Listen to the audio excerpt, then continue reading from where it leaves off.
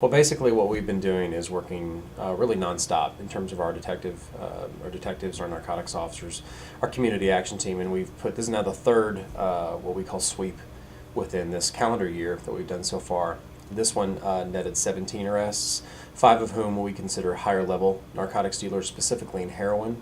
So obviously, we think it's very successful, but it doesn't mean we won't continue to keep doing what we're doing in terms of the problem with heroin being prevalent within our community. So are all these people that were arrested, are they related, like somehow related within the heroin community? Well, or- they certainly were arrested on charges and then charged ultimately by the Cole County prosecutor with possession with intent to distribute and delivery of a controlled substance. So they have some responsibility, clearly, with those charges of distributing heroin to people within our community. So that makes them valuable to have behind bars and have them charged. Doesn't mean we stop there, of course. We'll continue to look at other persons, and as a matter of fact, we're in the process of doing, starting a force sweep. So we'll continue to do that. We believe that these 5 in particular, though, were a little higher level than the other arrests. So that's obviously a win for us, I guess. What exactly does the high-level classification mean? Basically, it means that they're involved in more of a supply issue, not necessarily just a possession, but more of a supply issue, and probably not just a basic supply issue, more of something a little bit more intricate of a network. If you ask, I guess, if they're all related, I guess in some way they are all related in terms of their networking and their sales to some degree.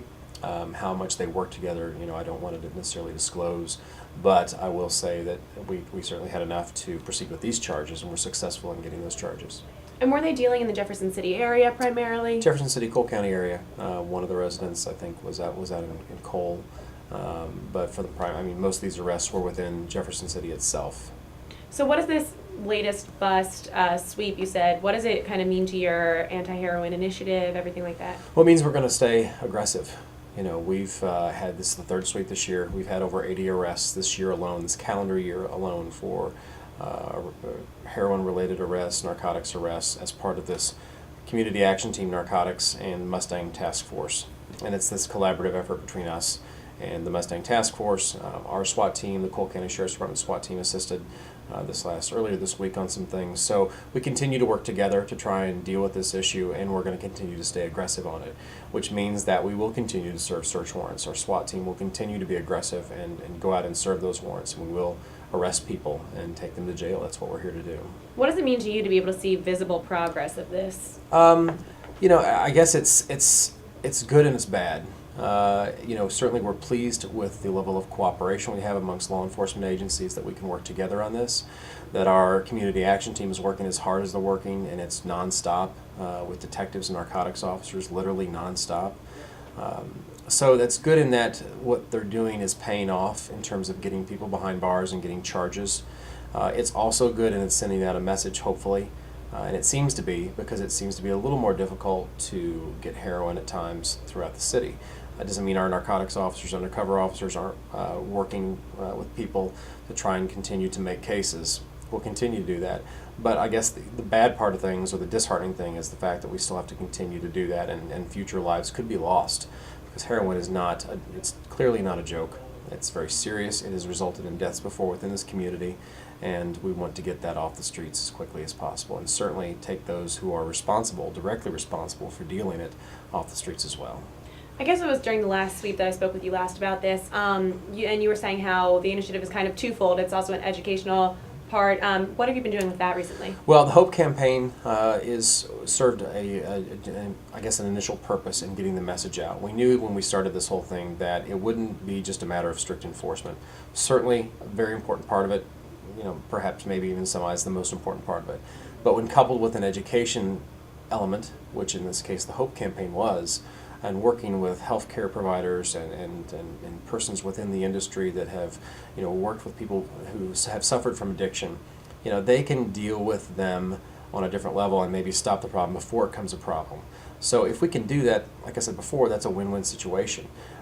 When it comes to the point where we have to go out and make arrests and make cases and do that, we're certainly willing to do that. I think we've shown that in the number of arrests we've made, and we'll continue to make. This is not going to slow down until we can keep doing what we're doing. I'm not sure if you're allowed to tell me this, but back to the sweep, kind of how do you go about gathering your information? How do you find that starting point to go on, or anything like that? It's a long process. It really is. We have detectives, and we work with the Mustang Task Force, which obviously is a regional task force with a number of agencies: Cole County, Columbia, Boone County, Callaway County, and so on and so forth. And we work with them to address narcotics issues within whatever jurisdiction that we have a problem in. It's a long process, and that it takes a while to utilize undercover persons, informants, and it's a very convoluted, I guess, lengthy and intricate issue, in that it takes time. It's not something that happens overnight. You have to build a case, and it's like any good case. To build a solid case, the more proof you have, the better off you are. So we continue to do that, and these things are, these particular arrests are, it's taken 3 weeks to get where we are. So I think that's good progress, but we'll continue to do what we're doing. And you mentioned that it was a multi-agency effort. Tell me a little bit about how that helps with, getting these busts of this size. Well, as with any law enforcement agency, we don't exactly have a surplus of personnel. So the Mustang Drug Task Force really works great in this regard, because our detectives will work with detectives from other agencies, and they can lend their resources through this cooperative agreement with Mustang to assist us in our community. Likewise, we'll go to their community with our detectives. So it's this, I guess, give and take that we work with them, plus the federal funding that helps us get equipment and things that they need as narcotics officers.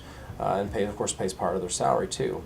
So it's been a long-standing, really effective, I think, relationship that has evolved, because as the drug community changes, so does the role of Mustang to address the most serious thing, which I think clearly now is heroin. So from here, what's the next step for you? We keep going. We just keep going at it, and we're making cases today as we speak, literally today, and we will continue to work with the Mustang Task Force. Like I said, we enjoy a good relationship with our law enforcement partners in the area, and if we work as a collective, we tend to be much stronger in what we do. And as long as we stay united in what we're doing, I think certainly we will never lose ground. But we hope to gain that ground and push those narcotics dealers out of this area and ultimately into jail. Are all 17 being held in Cole County Jail, or? No, this was over the course of 3 weeks. So many have Okay. bonded. Okay. I'm not even sure who is currently incarcerated in the county right now, but I know that these 5 were more serious charges, because they're higher level charges for serious felonies and so on and so forth. Do you know if they've bonded, or? I don't know. You'd have to Okay. call Cole. I don't know. Okay. Anything else you want to add? We again still have the HOPE information up on our website. If we would always encourage people, if they suspect a family member has an issue with heroin, to get treatment for that right away. Don't blow it off. Don't think it's going to go away. It's something we want to encourage, that if you can prevent it at the start, then by all means do that, because this is not something to be toyed with. We've seen many people go down the wrong road, eventually to jail and or death, because of this drug. So it's again, nothing to toy with.